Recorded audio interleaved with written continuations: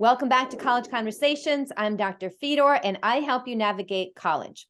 Please remember to hit subscribe, like, and share this video with other students who might also find it helpful. I have many students ask me about accommodations in college. They'll say that they had an IEP in high school, but they're not sure what they should do about that in college. So today I have with me Hillary Gregory, Guided Pathways Advisor, to help us figure out some of those things. Thank you for joining me, Hillary. Hi, thanks for having me. So let's dive in. If I'm a student who had an IEP, which is individual educational plan, right, in high school, what should I do in college? There are a couple of things to think about. Generally, IEPs and 504s are types of documentation that students may come into college with. Students may also think that they have a disability, but they've never really been tested or assessed or that kind of thing. If you think that you might have a disability, it's also a good idea to connect with student resources. So any student, again, if they have documentation, if they don't, should really reach out to their disability service office, and they'll walk you through what we call an interactive process. That interactive process would be gathering things, sources of documentation.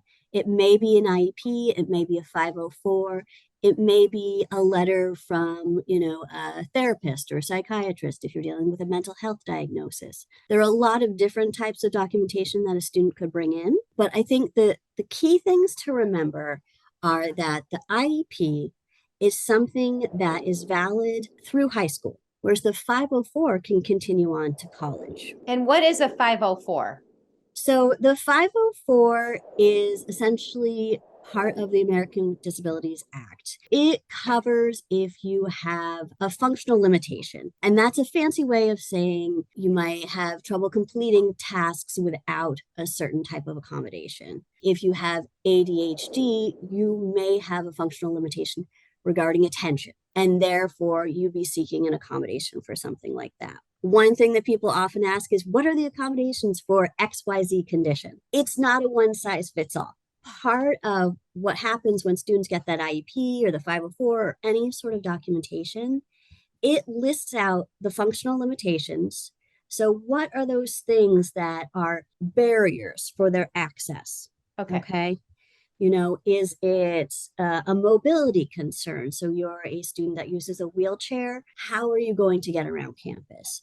It could be something, along those learning disability lines. You are dyslexic. It could be that you have extremely high anxiety, which, impacts your ability to take tests or focus, that kind of thing. All of these documentation pieces will kind of hone in on that. One thing that I would recommend for any student is to read that documentation. I've seen a lot of students who've never looked at their documentation, right? And, they're like 24 pages long sometimes. And there are a lot of medical terms and it's overwhelming, but it's good to get like a few snapshots. What is it that you're dealing with? So that way you can be a part of the conversation and really understand. Because when students come in, often if they've had an IEP or a 504, parents have been those main touch points. Now the student has to advocate for themselves because they're in college.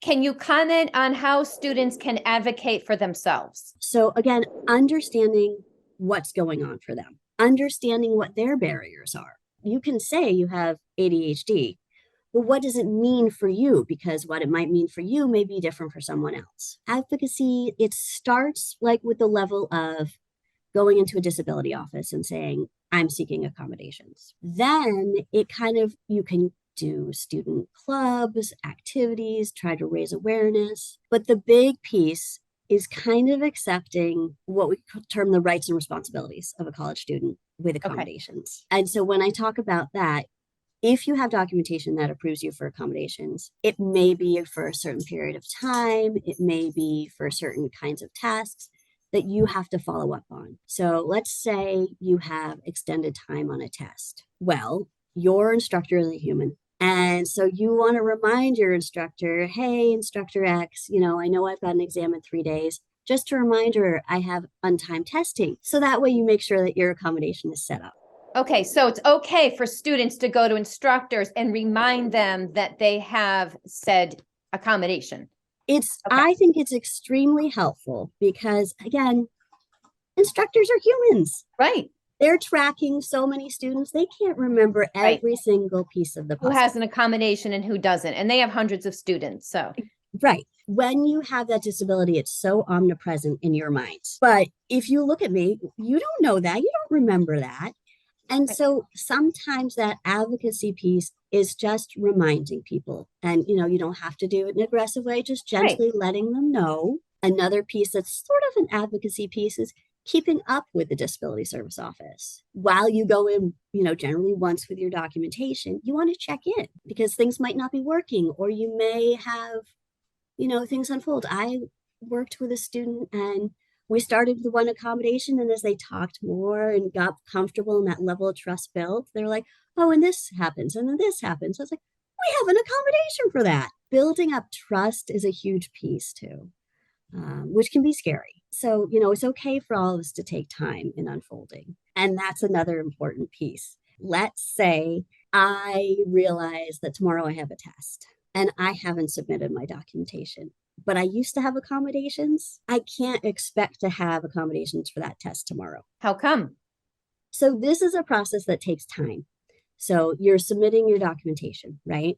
So first you have to get that, you have to send it in, the person has to review it so that it's an interactive piece and that you're the key stakeholder in this. You and that disability service person have to have a conversation about what the limitations are and what would be appropriate for you. And then that disability service coordinator, director, whatever, has to talk to the faculty members. So all of this takes time. While it's great and definitely do it, remember things take time.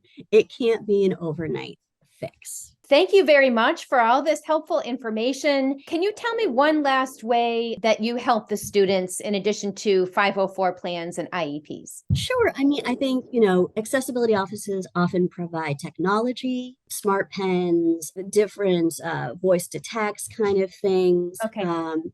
Again, they often usually have groups for student support and events so that you can kind of build that community to connect with. And it's a nice, safe place to go talk about what you're going through. Maybe get some tips on time management. Right. No, that's so great, Hillary. Thanks so much. For more detailed help on how to navigate college, check out my course on Udemy, College 101, How College Works. And remember to keep learning.